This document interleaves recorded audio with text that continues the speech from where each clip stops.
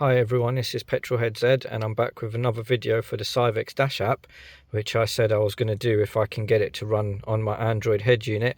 I have managed to get it to run, except it's not the way I wished it to run due to a slight incompatibility with the head unit's Android at the moment.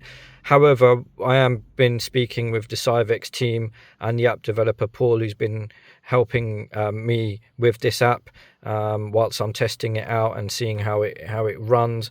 So I'm just going to quickly go into it now, and as you can see, I've got it running up.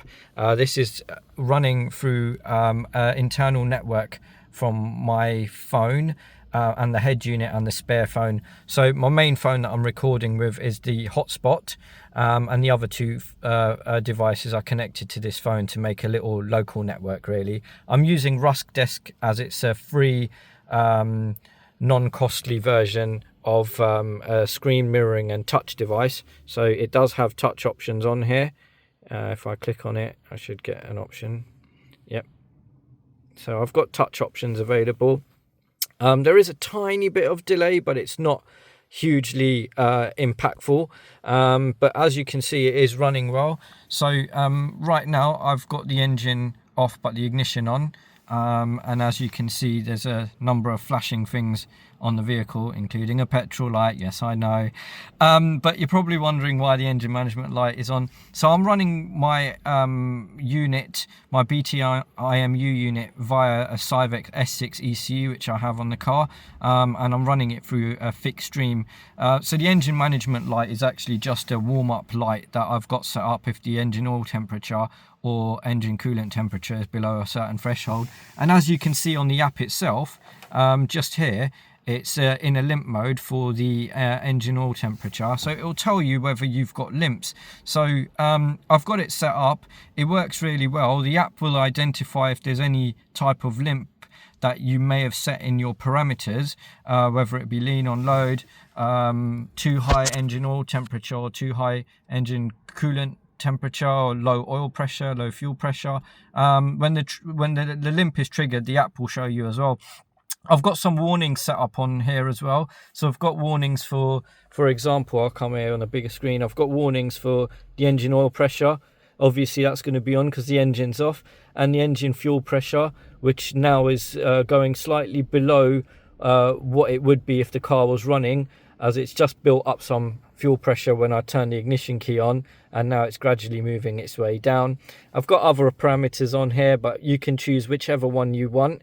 I've got coolant temperature, oil temperature, inlet temperature, fuel temp, things like my lambda in AFR, my calibration switches, my boost, even the cylinder knock retard 1, 2, 3, 4. And yes, they do work because I had a little bit of knock happen, and the ECU obviously managed to take care of it, and it showed up the knock retard on the app. So yeah, it works really well. If I punch the throttle, for example, you'll slowly see it gradually moving up to 100% throttle. So it reads all the parameters. The calibration switches, again, you can see them. Once I change them, it will tell me what cal I'm on. That's really good if you just want to know what cal you're on, so you're in the right mode at the right time at any time you wish, really. But however, yeah, the app's working really well from the phone. We are trying our best to get it working natively on the Android head unit. This is a Bluetooth low energy head unit, and despite that, there's still some issues with it not functioning on the head unit, and it's mostly down to the head unit itself, which may have a problem with like the firmware not accepting the BTIMU. But we're working alongside Syvecs, and hopefully we can get that resolved and get it work natively. And if we can, I'll make another video. But if you are interested in the Syvecs Dashapp and what it can do, then please feel free to comment, and I'll be able to help you and guide you on your way. I think this is a perfectly good product, and it works really well if you want to be doing a lot of monitoring on the car. There's so many features that it has, including obviously the updated version of the BTIMU, which is a GPS BT that offers 100 Hz GPS. I haven't gone for that because I don't do too much track racing for me to use it as much, but I do like to have live data on the car and it telling me what I want it to tell me and what's going on. Sorry, it got a little bit blurry there, but yeah, I think it's really good. If you've got, as I said, any questions, queries, please feel free to either drop me a message or send a comment, and we can work along there. Thank you. Bye.